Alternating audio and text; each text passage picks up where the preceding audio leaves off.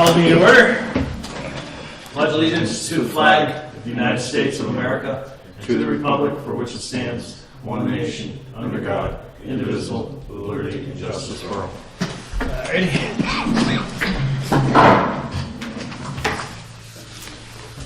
Okay. Old business woke restitution.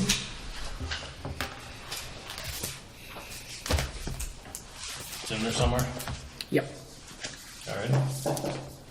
So this is the balance, Chris, right here? That's what he owes based on, yes. Okay. What is it? 53,518.32. I thought it was only 25, but I guess not, huh? So When? the last payment was when, Kathy? The very last one, it was, in September, like September 9th. When is the last one due? Oh, I don't know when the It last. was 10 years, wasn't it? Yeah, that's why he was on 10-year probation. It was a 10-year payment plan, but I think he was short a couple of years, so I think it's gonna be a little longer. So, Okay. Always pay So- that. Go ahead. I mean, is there any way we can get, I mean, sometimes he only pays the, I just think this is craziness. Usually, you really usually get a big check at the end of December, 1st of January. Meaning $10,000? Yeah. Is that what you consider? Well, I know it's supposed to be 25, but Yeah. that's big. If he doesn't pay him, then I get one big amount.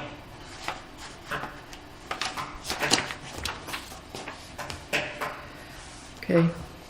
That's very sad, but anyways, I mean, if he wasn't working, that would be one thing, but no one else. No one else. I don't know what we can do. I mean, it's up for probation to. Well, I think we can ask probation to put a little bit more pressure on like we did the last time. That wouldn't hurt. I have no You know? problem with that. Can you make a call to probation, Chris, and ask them to put a little bit more pressure on him? Okay. Proposed letter to South Hadley Fire Department 2 residents. Do you want me to, this is the one right here? I wouldn't read it yet. It's not finalized. It's a draft. No, it's not secret, but Well, why wouldn't we? well, it's With the something- corrections, I mean, things don't you can have to change. discuss the, Is there another copy in there? Yeah, there are 3. grab one. Yep. I already got one. Oh, if you want to read it, go ahead. Town of Granby Selectboard, together with the Fire District Number 2 Prudential Committee, are very pleased to announce that they have signed an agreement to work together to provide fire department response to the entire area of Granby and Fire District Number 2, north of the store known as Gagnon's, to include all areas accessed off Route 116 or Amherst Road. Both fire departments will be dispatched simultaneously to all requests for fire department response north of the store to the Amherst town line. The 2 fire departments will operate as one department in an effort to achieve maximum efficiency and safety for all the residents and motorists in that area. And then you're looking to delete that? Is that? I didn't write this. Can I just have some background then, what I have before me, please? that's a draft that was written by the chiefs that was sent to the board for input. Okay, so the deletion is coming from whom? That I see in front of me? That would be from the police chief. That's not from me.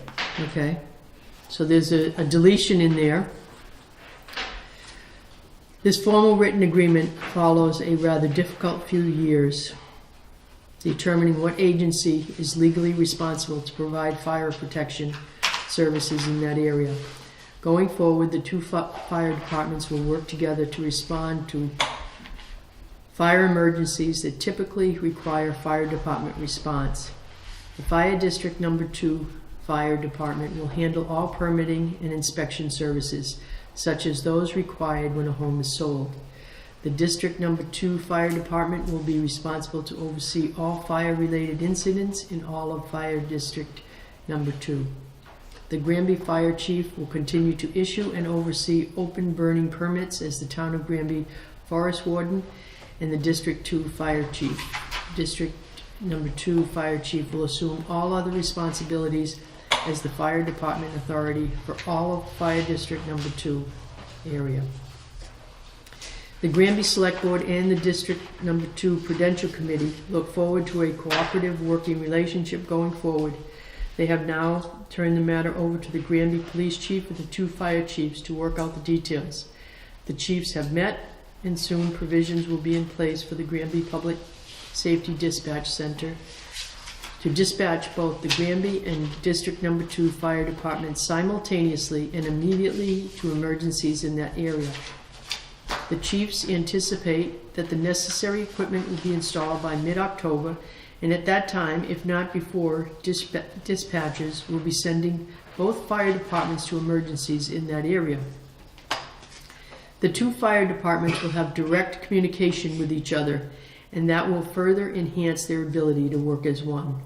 In August, the Granby Fire Department began to transfer all requests for permits and inspections to District Number 2. Every effort will be made to streamline the process for permits and inspections, and the joint fire department response should go a long way towards ensuring quality fire department services to all residents in the affected area.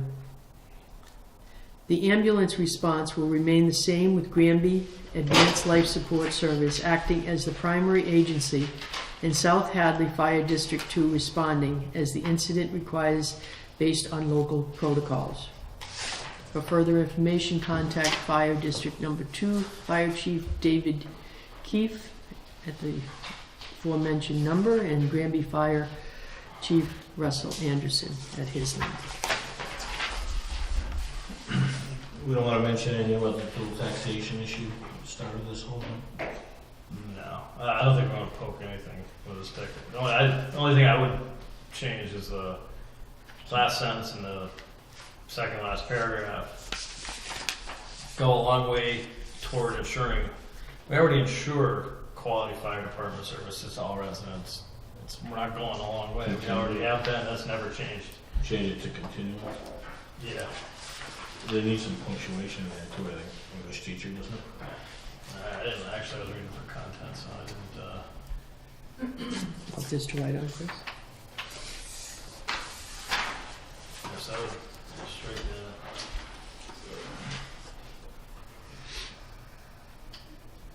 Yeah, yep. I also remember reading the last again. Joint fire department response. Will continue or will should continue or something.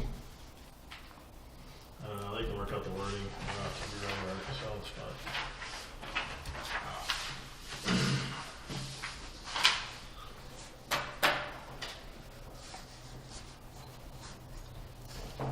So do we need a vote on the amended letter?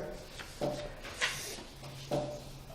don't think we should vote on it until we have their final draft. I mean, they're asking for our input here. I don't think we need to vote on something that's not a final copy, but. Okay, so that will be sent back to them with the, Well, then, if that's the case, one of the things he refers to should be in place by mid-October. It's gonna be mid-October before we see this again. So Yep. They might wanna change the timeline on that, or change the wording if it is in effect by then.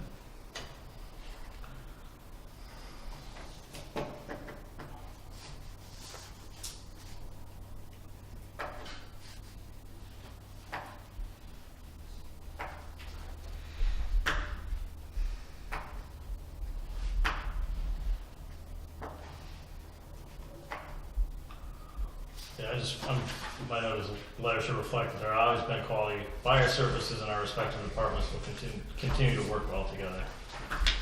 That's, to me, that's never changed. Here, Chris, you got my letter.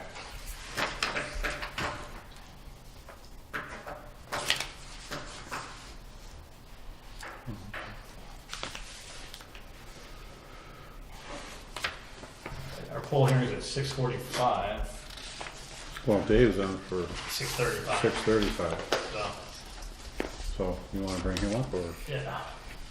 Ready?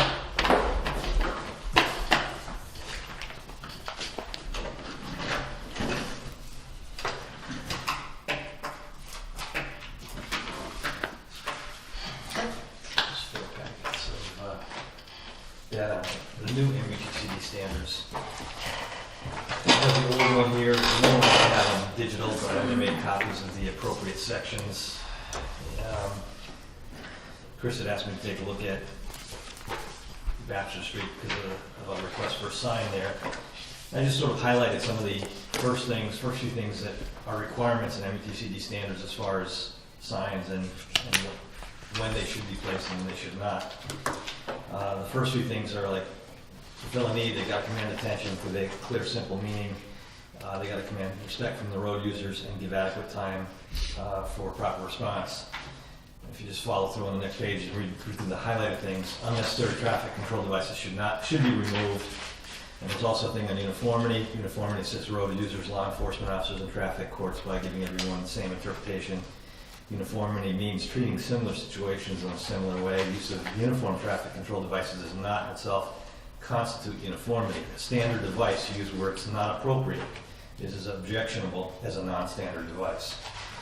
And it also says later, the next one down is when a state or federal agency should try to follow the MUTCD standards as best as anything else. The next one is all unofficial or non-essential traffic control devices, signs, or messages should be removed. The use of warning signs should be kept to a minimum, as unnecessary use of warning signs tends to breed disrespect for all signs. And before we get into the signs themselves, funny, came in today's mail. This is something from Bay State Roads. UMass puts this out, sponsored by Mass DOT. And it's cautioning about using incorrect signs and how it can lead to unintended consequences. And what they did is they followed up on a study that was done in North Dakota. And it says that they analyzed many intersections where they had multi-way stop signs that shouldn't have been multi-way stop signs, and they found that an average of 30% of the motorists approaching those intersections were not coming to a complete stop. So they're training the motorists to break the law and drive unsafely, and they're finding that some of the motorists are trying to avoid those intersections by going around through residential areas and created all kind of other problems by not following standards. So I just wanted to throw that there as a cautionary note. In the new standards, I did find one sign that may be appropriate on Bachelor Street. I just wanted to caution on it. It's later on. It's under section 2C.5. There's a W11-9 sign, but that only should be used where unexpected entries into the roadway could be expected.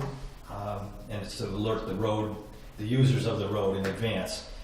That could be used at a crosswalk for handicapped people, but it also could be used in a situation like we had on 202 a few years back, where somebody from Finn's Hill was coming down in a wheelchair on the roadway. But those are the two specific incidences that would have to be met to justify putting that type of sign in a location. I don't know if that's what is actually happening there, if she actually uses the road to go for a stroll or a walk or a ride in the wheelchair, or if it's just being used to try to slow traffic down. If it's the latter, then it shouldn't be used, because that's not an appropriate use of the sign. And as Lou knows, we're regulated by the state as far as speed limits. We cannot put a speed limit sign without going through the appropriate studies. So I guess that would be the only sign that could potentially be used there. But if she does not actually go out into the street in a wheelchair, it should not be used. So I don't have the answer for that one. I've never seen them on the road. If it's just for them loading and backing out of their driveway, that wouldn't be an appropriate use of that sign. Where were they when they got sprayed with the gravel? There was no spraying gravel, there was Or dust, what- dust from the dust. sweeper going by Alright. Where were they in that situation? in their driveway. Oh, maybe were they at the top of the driveway or were they at the, I mean, I am not sure exactly where they were, I wasn't, one of my guys was in the sweeper, yep, didn't see them, notice the amount of dust hitting that area, but, I'm not, I mean, that was unfortunate, but I guess, what I'm trying to say is that if they're close to the road, I think that's because they were using the road. no, they were in the driveway. In fact, Al Wishart and myself, after I'd gotten the phone call complaining about it, went up there and looked at a car that was parked right by the road. They had a car for sale or something that was like a few inches from the road. And there was only a very, very small amount of dust on that car. So, I mean, it isn't like it was a sandstorm or anything like that. It was, there was dust in the air, but I mean, it wasn't anything that we don't normally do on a road after we loam and seed the sides of the road. There is loam on the road, and loam, unfortunately, when it's dry, it gets dust. If you use too much water, it sticks it to the road and it doesn't pick it up. If you use too little, it gets a little dusty. So there's a fine line between what's appropriate and what's not on the amount of water used when you're sweeping a road, with loam on it, that is. I mean,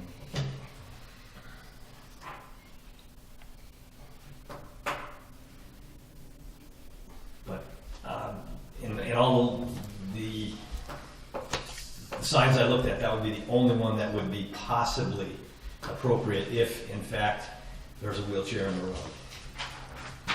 That's the sign he's talking about. You've got the end, Yeah, it's on the back. it should be on the back. Yeah, of you your- got one. Oh, it is? It's just not the color on your copies. No, I don't know, I think we have a request from a resident for a sign, I think we should go forward and put it up. So, and I understand everything you're saying about the different situations all over town. But even in this warning sign, they tell you if it's an incidental use and it doesn't happen all the time, you should even remove that sign. You shouldn't leave it up year round. So what they're saying is, don't put signs up that are not there for a reason, because people tend to disregard them afterwards. I understand what you're saying. I'm only going by the standards, and basically, my recommendation is not to put a sign up unless she's in the road. If she's in the road, then by all means, we should put a sign up.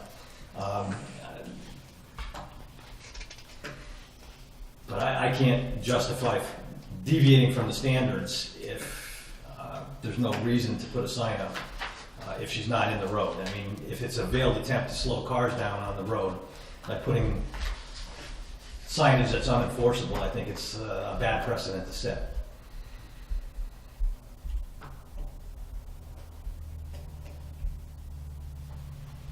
However, if she was walking, I mean, if she does walk down that road, that would qualify in your mind, correct? Correct. If she's out in a walker, wheelchair, whatever, I mean, if she's, Or even the potential to walk with the wheelchair, in the wheelchair, correct? that gets into a gray area, yeah. I'm just looking at the minutes from the meeting when Pam came in. You know, she asked for a handicap sign placed 300 feet on each side of her house. Certainly W11-9 is a handicap sign to me. So that drivers will know that a handicapped person resides there and drive accordingly. We have to stop for our hearing. We're actually late for our hearing. I don't see a lot of people standing here. Yeah. Okay, go ahead.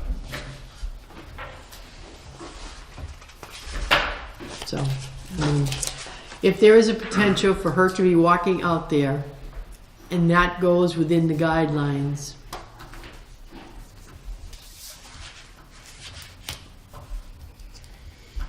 I would tend to agree. I think it should go. I mean, Sign. there is a possibility. I mean, there's a possibility that we could get 100 requests, however, for people who are in wheelchairs to have that. And just caution, we would have to do it for them as well. So, I mean, You have the information. All right. All right. Thanks, Dave. thank you very much, Dave. We're gonna have the sign put up, is that what I'm getting here? Yes? Yeah. Okay. And she asked if she be kept in touch of the progress of that, I think, right? Did she not? So Yeah. could you just touch bases with her and let her know what the status is? Because you're gonna have to order. I'm gonna have to order it, yeah, we Yeah. don't have anything like that in Right. stock, that's a real. I think she understood that too. She just wanted to be kept notified of the progress. All right. Thanks, Dave. Thank you, Dave. Are you staying to talk about that hiring? I can, if you want to. Come on down. It's a poll hearing, right? Full hearing. Yeah, I'm going to recuse myself since I was notified as an abutter, so. You have a vested interest. Knock in yourself polls. out. Yeah. All right, so we're gonna call the hearing to order. Actually, we're gonna recess our regular meeting. We're gonna call this hearing to order. Mary will read the written legal ad from the newspaper. We'll hear from the applicant to explain the request, and we'll hear all the proponents and opponents that are out there in the audience today. We'll deliberate and make a decision.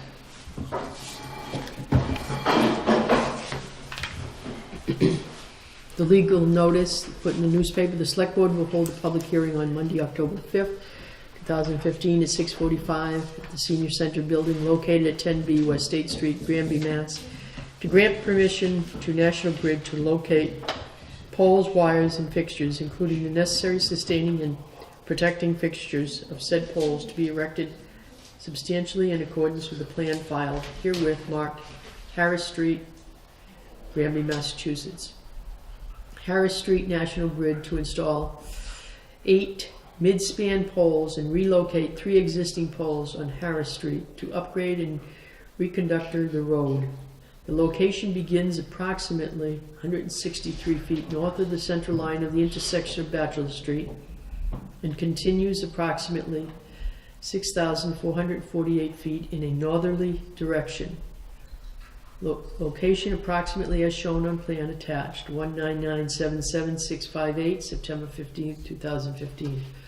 Also for permission to lay and maintain underground laterals, cables, and wires in the above or intersecting public ways for the purpose of making connections with such poles and buildings as each of said petitioners may desire for distributing purposes.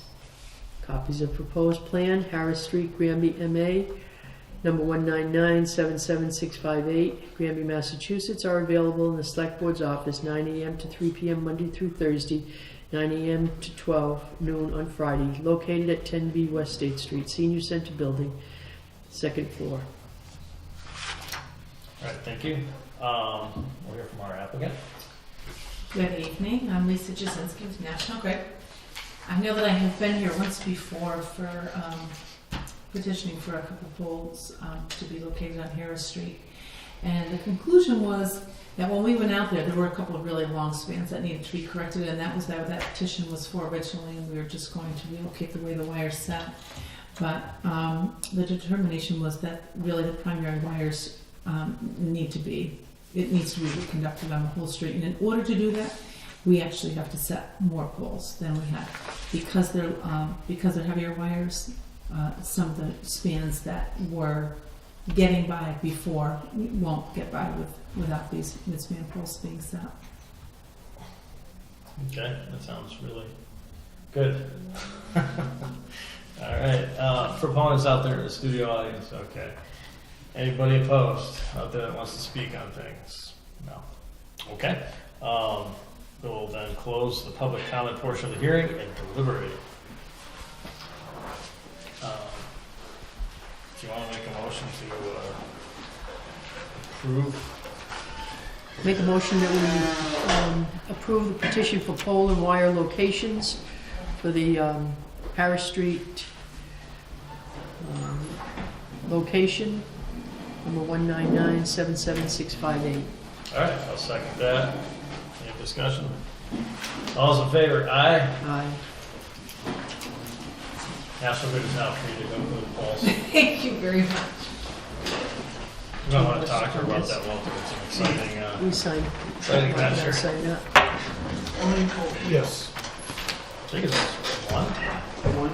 Is it one poll? I think it was 2 polls. wasn't it? Oh, it's Yeah. 2 polls. No, it's like 6 or 7. That's like 6 or 7. They're doing a whole Yeah. street. She's not gone yet. You go catch up for her. Poll hearings usually don't. No. Alrighty. Pretty days back. Well, we'll get the Girl Scouts come on in 5 minutes. How about we do we'll bring the Girl Scouts up and they'll add Dave, can you manage for us, Ellen? Do you have anything else they have? Okay, Girl Scouts, you're welcome to come up, or whoever's speaking.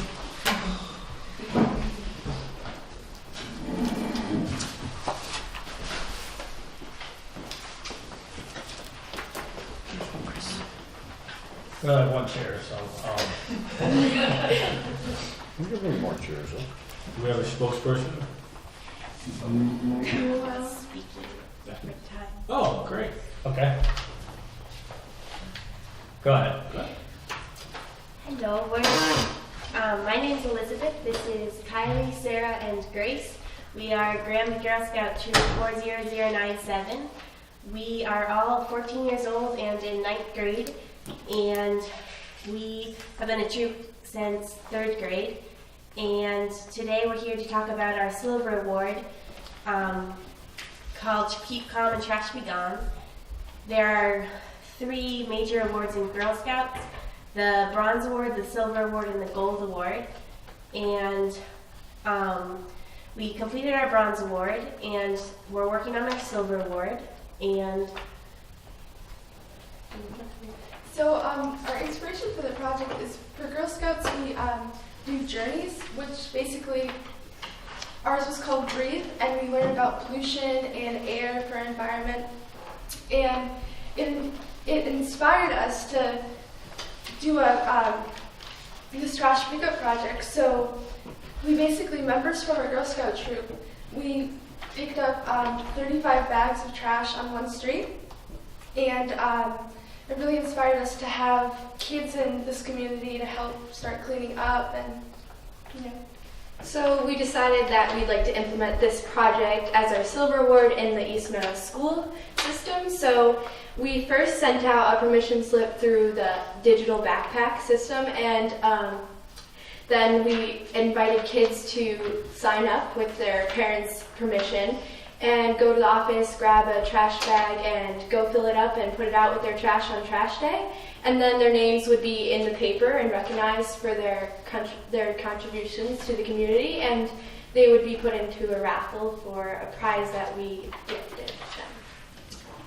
And we were able to get one volunteer, although all of us came together as a troop and friends and family to pick up 35 bags of trash on 15 different streets. Very good. Yeah, that's great. Congratulations. It's a great thing for the community. And it's a nice example for other people your age too. You're a great model. So thank you. So what can we do for you? Oh, well, no, we just thank you so much for giving us the trash bags to do that project. And although it wasn't a success this time, we hope that it can be in the future. So we'd like to thank you for the help. Well, we'd be glad to give you more trash bags anytime. Thanks. All right. Thanks, Joe. Good job. Thank you.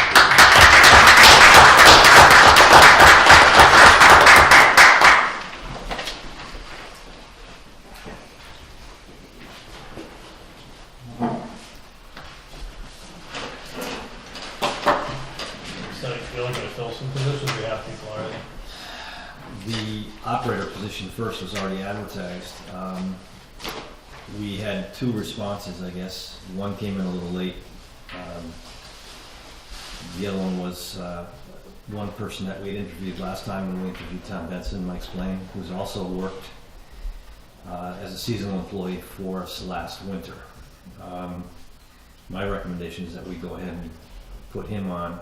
He has more experience on the site work end with soils and things. The other applicant did have the licenses, but it was more in other areas. He had some towing experience, and he's running a boom truck, which is more crane experience and typically what we do with soils, grading, pipe laying. I know in the past we've always tried to open it up to people that were previously employed or part-timers for the town as well. So Mike Splain did meet that requirement as well. He lives in town. What's his name? Mike Splain. Lou and I interviewed him. There were 3 candidates the last time we hired. He was one of the people that we brought in for him. All right. Did you interview the other guy? I did not bring him in. Technically, he was a little late on the application too. It came in late Friday afternoon, and I didn't really see it until this morning. But But he had emailed you, right? he had emailed me, but I asked him to forward it to Kathy as well, so it would be in her hands before the deadline. But I did look at it anyway. But I just feel that the other candidate just has more experience in what we typically would do, and also he is a current seasonal employee of the town. Okay. So are we looking to approve this tonight? Is that, what's the plan? I just as a procedural thing, I think you ought to give me my permission to the interview, just because that's been our process in the past. And, you never know, there might be an opening 6 months from now, and at least this guy might apply again, like I explained it last time, I mean, I could bring him in, but I don't think it's going to change anything unless he didn't put something in his application that would drastically. I just think just as a courtesy, I don't know, do you agree or not? I don't know, he was late, right? Well, how was I don't know. I'm just hearing that, Beyond the business day on you know, there, it's supposed to be in by what, the Saturday? application was late. I Supposed to don't be know. in by, all we said was September 3rd. October I 3rd. mean, to October 3rd. What day was that, Saturday? When did it come in? That was Friday. They came in. It was emailed to me, but after I'd left, I didn't see the finished product, but until Monday And morning. the envelope was dated October 3rd. Now they put it in the mail, so. I'm not sure if he would even be interested. I know he was, he got word of mouth through a police officer in town, and I don't know if he's aware of even the salaries, because it looks like he might even be taking a cut in pay to come to work for us. So, Where's he work now? Where's he live? I'm not sure where he lives. I think possibly Springfield, That was East Long Meadow. or something like that. I don't know if we should mention it on camera, if we're not going to even consider him anyway. See you later. Thank Thanks you. for coming in. Thanks for having us. Thank you. He runs a boom truck with the drywall company. Okay. Well, I guess at least do with the phone call, so I don't know. See, I hate to interview somebody when you already know you're gonna hire, but, it might be courteous just to call them and, tell them. Go over his experience and see if it is in fact only as he is. Well, I mean, at least talk to him, tell him what the job's about and that kind of stuff, and if he's already talked to somebody he already knows and you think he might not take it, that's fine, but, might as well call him and just, I guess be courteous, tell him. Do we do that normally? I don't, Well, I did the same thing with Mike Splain, and I encouraged him to apply seasonally, with explaining to him that typically we give the seasonal employees a first shot at it. Yep. Sometimes we'll only post things internally as well, but this time we posted it and advertised it externally to try to see what was out there. But yep. I don't know, I just hate to wait too long because I know Mike is looking as well, and I just didn't want to lose him. I know I've been sort of telling him for a while that they're posting it and it's gonna go through the process, so. But I can definitely follow up with this guy, talk to him on the phone, or have Chris and I interview him, or Lou, whatever you guys want. Right. Yeah, I mean, I don't think I was gonna want to be interviewed. Yeah, he might back out when he hears the salaries. I don't know if he even saw the ad in the paper. I think it was more word of mouth.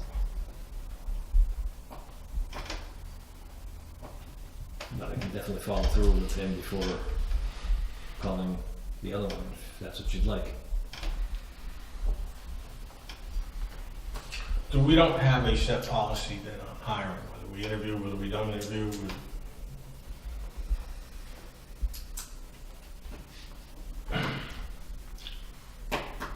You two are, how about your experience? You're the ones with administrative experience. I don't really have that.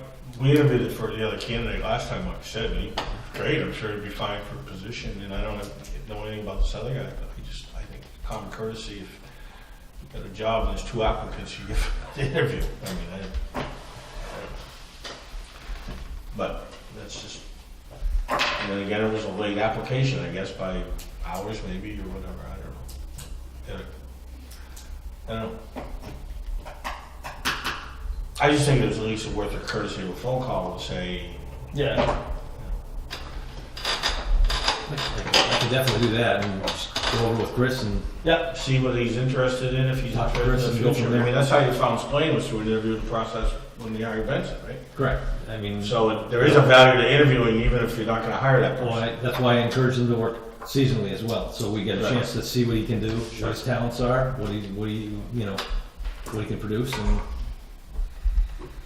Okay. so I will talk to him then and just go over it with Chris, and whatever Chris decides, is that That's okay with everybody? sounds good. Yep, sounds good. Okay. Thanks. Thanks, Steve. Okay. Thanks, Dave. Yep. Make a motion to accept departmental reports as written. Second. All in favor? Aye. Aye. Make a motion to approve the maintenance warrants number 20, 21, and 22. Second. All in favor? Aye. Next part, we're skipping there, Chris, or not? Originally, I had a person who I was going to recommend for appointment as an associate member to the Parks Oversight Ad Hoc Committee. However, I did receive a call from them asking me to postpone that appointment. I guess they're going to be meeting Wednesday night to discuss it further. So hopefully I'll have something for the next meeting. All right, good. You still want to proceed with the charge? Yes, Is there an opening on the committee, Chris? I believe there are openings, yes. Was that 5 people? Yes. The charge, I think, lays out Yeah. how many members that are in the house. Who's on that now? It's I got Brian Hochschild, Billy, Billy Johnson, Megan. Kim Myers, Tim, Megan, Megan Slozik. and Kathy? I'm an associate. She's an associate, so Oh, okay. So who is off of it, or we didn't have 5? we had 5. Nancy Hoffenberg. Yes. Is she moved? She Oh, resigned. Jim Peters is the 5th person. So there is sorry. 5. Yeah, there's Jim Peters, Kim Myers, Megan Slozik, Bill Johnson, and Right. Brian Hochschild, and the associates were myself and Nancy Hoffenberg and Matt McCord. Matt hasn't been at any meetings, and Nancy Nancy resigned. signed. So this would be an associate member Right. appointment. All right. Okay. The following is the Parks Oversight Committee charge. The name of the committee shall be the Parks Oversight Committee. The committee shall be comprised of 5 members. Each member shall be appointed for a 3-year term. The first permanent appointment shall be staggered as follows: 2 members for 3 years, 2 members for 2 years, and 1 member for 1 year. All subsequent appointments shall be for a 3-year term. A member can only serve 2 consecutive 3-year terms. A former member can only be appointed after at least a 3-year absence. The town administrator can appoint up to 3 alternate members each with a 1-year term. The committee shall be responsible for the following parks: Boulder Island Park, Dufresne Park, Brown Ellison Park, Cooley Field, Forge Pond, Aldridge Field, and any other parks the town may designate in the future. The committee shall be responsible for the scheduling of use of all facilities and fields. The committee shall be responsible for the development and implementation of town-sponsored programs. The committee shall, in conjunction with the highway department and town administrator, oversee the maintenance of all town-owned parks and recreation facilities excluding schools. The committee shall be responsible for the development of both short and long-range property improvements. The committee shall submit any property improvements and equipment requests to the town administrator. The committee shall annually review the current rules and regulations for use of parks and facilities and submit any proposed changes to the select board for review and adoption. The committee shall annually review the fee schedule for use of parks and facilities and submit any proposed changes to the select board for review and adoption. The committee shall identify potential outside funding and/or grant sources. The committee shall meet with the town administrator and select board at least annually.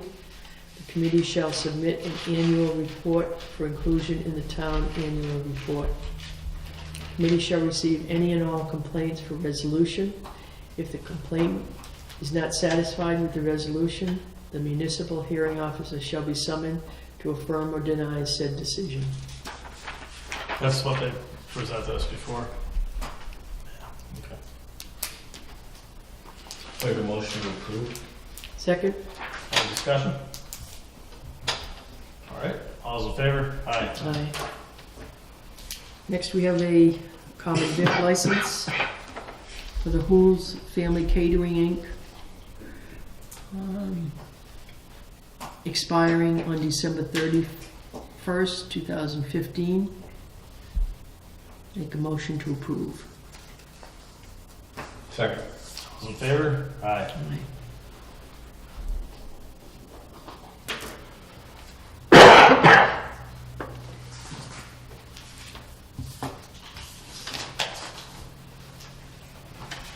We have two ambulance abatements.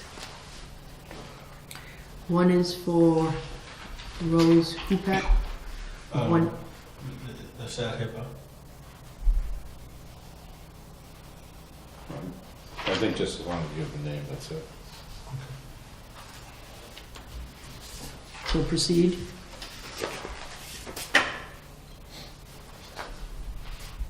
In the amount of $1,108.98. Make a motion to approve. The reason for the abatement is in the ambulance abatement policy. If an employee gets injured while at work, then you will abate the ambulance bill. That was the case here. And that was the case here, yes. And the next one. Yes. Same for the next one. So I'll Second. give the name for the next one as well. Mhm. Okay, the next one is for Lisa Anderson in the amount of $77.37. The abated amount is the same. Make a motion to approve both. Second. Second, all right, we've had our discussion, all those in favor? Aye. So, Chris, like when these happen, can it be done right away or not? As I'm reviewing, as I said at the last minute, I'm catching up. So basically, I'm going through and I'm starting to review all the outstanding aging receivables. But I think what you're saying is, say something happened tomorrow and Yeah. someone got transported, would we not even send it out for collection? If I don't see it, if I don't know about it, I can't deal with it at that point. Maybe we should let all the department heads Okay. know. You know, that's the problem I run into. I'll catch it reading a police report, I'll catch it reading an ambulance report. If I don't catch it, I see it on the receivable report. Okay. Well, wouldn't a department head notify you automatically if one of their employees was injured or on duty, and because there's some potential? I would hope that they would, okay, because I would want to file workers' comp, but if it's a fireman or a policeman or something of that nature, then You know, a lot of times they'll file the VFIS paperwork, and then they'll tell me after the fact. You know, that's all, I'm just, Maybe we should make it a policy that you be notified. I mean, there's some potential liability there to the town, no matter who it is, if they get injured on duty, either 111F or workman's comp. right. So you should be aware of it immediately, I would think. You know, so I'm just saying. Could you maybe put a notice out to that effect? And at least request I it? need to let the school know too, because one of those was a school employee. Right.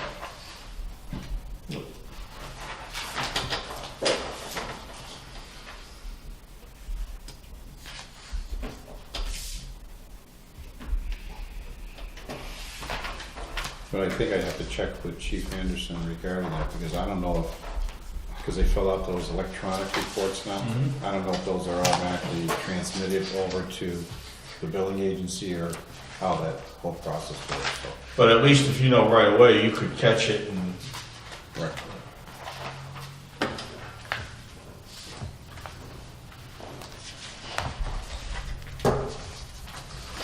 Alrighty. And I have a couple of items. First one is got an email from Lee Frankel from Hampshire Cog, dated October 2nd. I already forwarded to the board. Basically addressing the failure of the Department of Public Utilities to approve our petition for aggregation program. And basically they are saying that they are going to be withdrawing from the aggregation agency business. They're going to focus instead on the competitive electricity supply. They know how to design cost-saving electricity solutions for municipal aggregation, municipal accounts, nonprofits, and businesses. And they've been doing it successfully for years. So basically the town's electric aggregation application is basically dead at this point in time. So that is them affirming Makes that they're not sense. going to go forward with any type of a appeal, so on and so forth. So, just so people who have watched probably prior meetings know that we're not going forward with the program. So. And then the other one is I have 4 goals for the upcoming year. Number 1, to work on accomplishing the community compact agreement goals as outlined in the agreement we signed with the Commonwealth. Continue to attend MMA meetings. I have started attending HCOG meetings. I continue to do those. The only other one on that one I wasn't sure is a lot of times I get the invite to the Hampshire Selectmen Association meetings. Does the board want me to try and start attending those on behalf of the town or not? That was the one I was having a problem with because I'm really not a selectman, but I do know that they do, a lot of town administrators or town managers do go, and I don't know if the board wanted me to include that as part of this item. That's the one I was struggling with, is should I be representing the town at these meetings? Well, my first term, I attended some, and you, I think, attended as well. And there were several town administrators there. So, I mean, I think anytime we can collaborate on that level would be good. I would say if they find it beneficial. And Some administrators will go because none of their board members can make it, so they'll try and go and bring stuff back if there's, anything that's reported that would be beneficial to the town. So. Yeah. On the other hand, if you have a week where it's like you've got a meeting on Monday, Wednesday, and Thursday, well, there probably isn't a day where you could go anyway. was it night, Chris? They're usually at night. I think they are at like 6 o'clock up in Northampton. They've been holding them in Northampton lately. So and sometimes they do joint ones with Franklin Regional. Well, that would be convenient for you anyways, probably, if it was up there. Yeah, so I'm just saying this, And then the last one is, and this one's a hard one for me, is to develop a newsletter, because I'm not a very poetic writer. for Sorry, Walter Hamilton offered Yeah. to work for free. Doesn't require paper. What kind of newsletter, Chris? things that are going on in the town. You know, I don't know if I want to do it monthly, quarterly, how to get it out. That's the big thing. I don't know if you have your Facebook page? Yep. Do we put it there? Do we put it on your blog? Yeah, we got the select board blog and put stuff. You know, just get me in the habit of start writing updates to let the people know what's going on. Could be like you get the annual report, but by the time we get it, the year's over.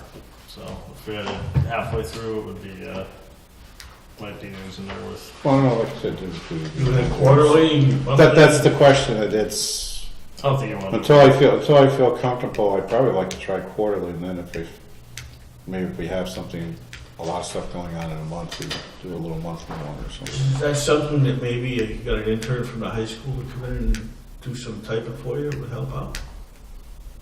I do better at the typewriter than myself, and then trying to dictate and have somebody else. I was just thinking if you maybe recorded something and then You know, verbally and then let them type it or something. you know, it's just Just like I said. This is a stab. This is a stab at something, and I'm having a hard time exactly how to put it together. That's one of the issues I'm having is Mhm. the format of it, basically. Yeah. Or do we throw out something on the website? You know, I don't know. I mean, you could put items from fire, police, highway, council on aging, but also collect stuff from other committees, if, planning or Concom. You know, go out and, when the superintendent does her update, grab maybe some stuff off of there that we may want to report. The departmental reports pull things out of there that maybe, If we get them. that we may be able to try and put out there, like, the grant for the 15,000 for the washer dryer, the signing of the community compact agreement. Well, even things like this ambulance abatement, explaining what's Policy, or even the hardship application. Right. Do we want to do maybe, remember you had asked about maybe at a board meeting, talking about different things. Remember, having a, yeah. I forgot what you had called it, but basically explaining what a recap is, explaining what the Right. budget is, explaining what, free cash is, things of that nature. Do we want to do stuff of that nature? It could be a long one, or it could be 1 or 2 pages. Try and deal with it that way. Well, and what might help you out, you might even say to like Chief Wishart or something, hey, can you give me something on your all-call system or something? Ask for other people to contribute to you too. Yeah, I think it's a great goal, but that's a lot of work. Oh, no, and I understand that. That's what I'm saying. That's why I'm struggling with it. I'm just. I think it's admirable, but I think it's also a lot of work.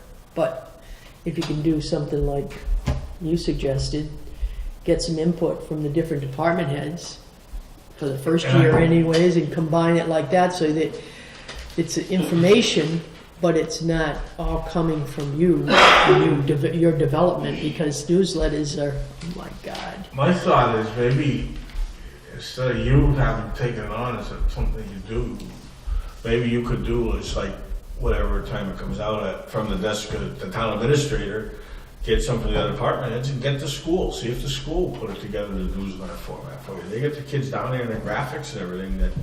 And then all you have to do is basically write one article, have all the department heads submit it, and let them do all the formatting and typing and, Yeah, I can recommend a student that got the advanced graphics award. Oh, okay. I understand the kids are dying for stuff to do now. But you understand where I'm coming from. It's just that I'm having a hard time putting into words together, what I'm yeah. trying to accomplish here. Yeah. Get But information out. I can see you taking it on all yourself and getting just bogged down, or not doing it because you got other distractions that take precedence, and then it'll fall by the wayside. So if you can get a routine where you're you know, we can get some help from somebody, get the department heads to contribute. I think it's a great idea. You know, it's just an idea, you know.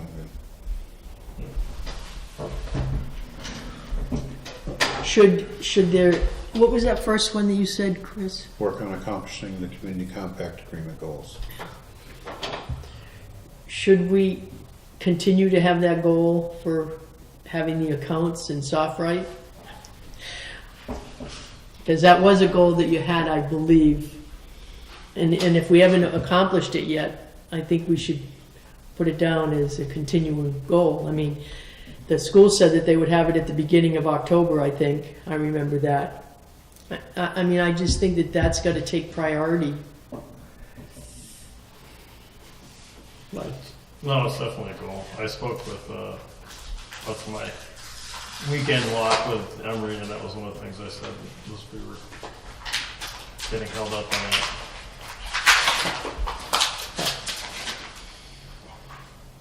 thank you. Like I said, I struggled with a couple of them.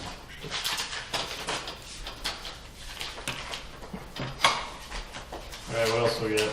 We have a letter that was forwarded to us from Russ Anderson.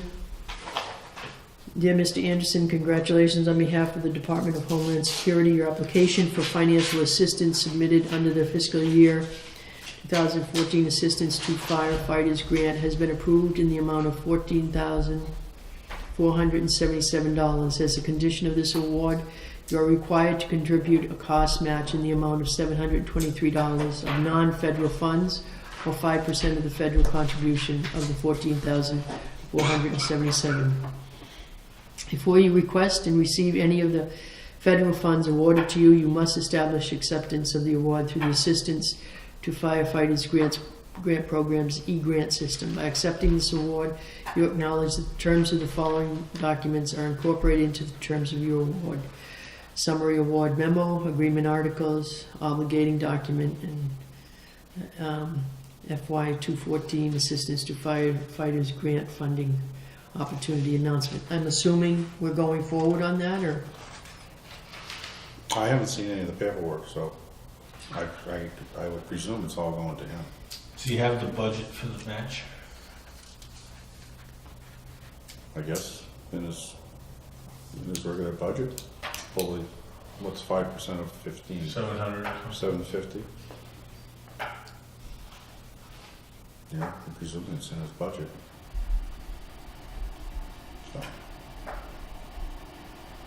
So like, when we get something like this,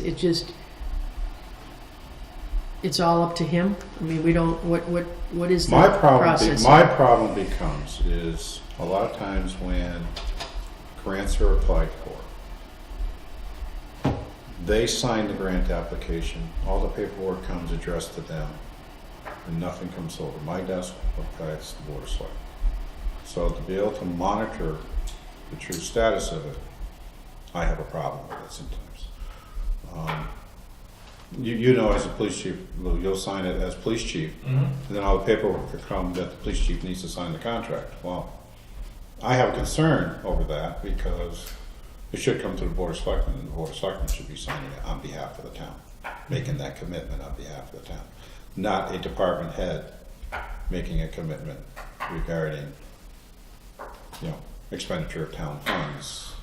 Usually, if I remember right, on the grants, it required the signature of both the department head and they said that the Chief Executive Officer. Executive Officer of the department, so it was a two-signature requirement. Because you're right, the department head could be gone tomorrow. Right. And have obligated the town to something that they can't fulfill. So don't they come in that way anymore? Or? Not all the time, no. And usually I'm the one who tries to force it to come in front of the board here, for signature.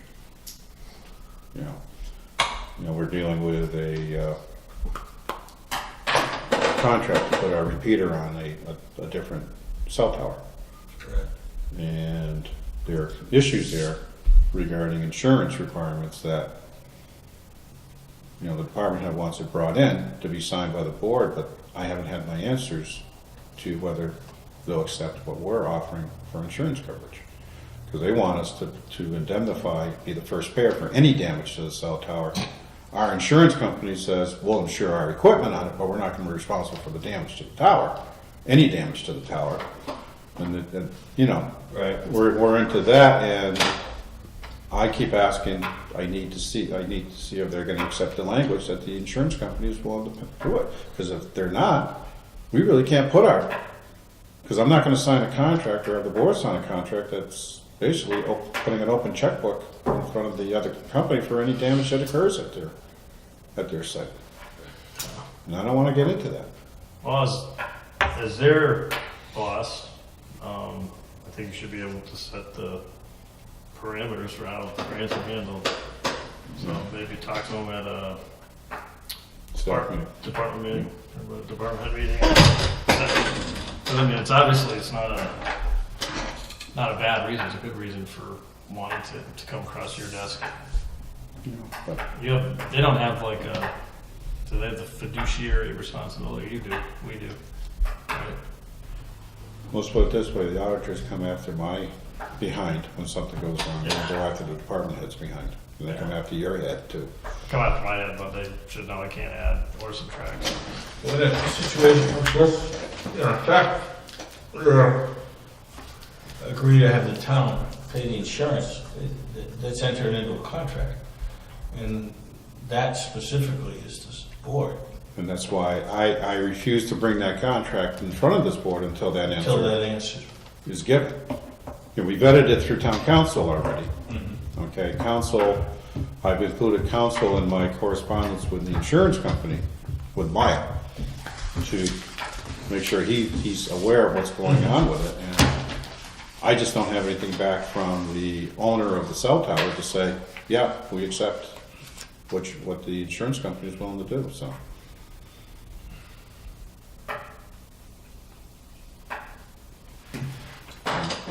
And I will say, the ambulance got away because I wasn't watching it. You know, I felt it was the head of the ambulance department that was going to be watching it. So now I'm looking at it on a monthly basis. I think when there's ambiguity, we have to just make sure there's no more ambiguity. Well, like I said, now I'm doing it every month, so. Great. And there is, are we all set there? Is a letter in here, Massachusetts Town Clerks Association, dear Catherine, to Catherine Kelly Regan, pleased to inform you that your application for renewal of certification as a certified Massachusetts municipal court clerk has been approved. Your certification award will be presented at a luncheon business meeting scheduled for Thursday, October 1st during the MTCA Fall Conference at the Springfield Sheraton Monarch Place Hotel in Springfield, Mass. Do you know if she attended that? Yes, she did. And we also got a MRF Sustainable Materials Recovery Program check for $39.50, $3,950 You got a grant award. grant award. Yes, we haven't got a check in yet. Okay. The grant award is just, That was a grant that was applied for by the SWAC yeah, to help with recycling efforts, if I remember right on it. And are we looking at something for leaf, lawn and yard waste, Mary, on that one? For that particular grant, The $39.90. I'd have to go back and look at it, but I thought Yeah, I we were can't. doing something with in combined, yard waste and maybe applying or putting it towards a special container for Dave to put on his a roll forklift. off, I mean, Something yeah, of that container, nature. that's right. So, but we did get the grant award, and when you read the letter, it says whoever's on page 2 can sign it. Well, my name's the only one on page 2. So, Guess what? so I will be signing that and sending it back. So, And then the last thing is the Hazardous Waste Day, just a report on that. It was the Board of Health under the direction of Jeannie Crosby spearheaded it all with the South Hadley department as well. And we had 65 cars from Granby with 42 full household loads, 33 half households, and 12 one-third households. So it was a well-run endeavor, I think. And What's Jeannie a did a half great- household, a half household, and a third household? They determined by whatever you brought in what it represented. So some people had a lot, A lot. and then other, like I had two little buckets, you know. So I would imagine something like that would have gone 1/3 or something. But Just the way it was a counted. well-run day. Jeannie did a very nice job, and so Is there any plans to have another one, or is that like? they this they year, are or- talking about another one next year. Over I here mean, this I don't time? know if it's well. They have a better facility? Well, they had a really nice operation, yeah. So I would suspect it might be again done there, but I don't know. And then make a motion to accept the minutes of September 21st. Second. All those in favor? Aye. Aye.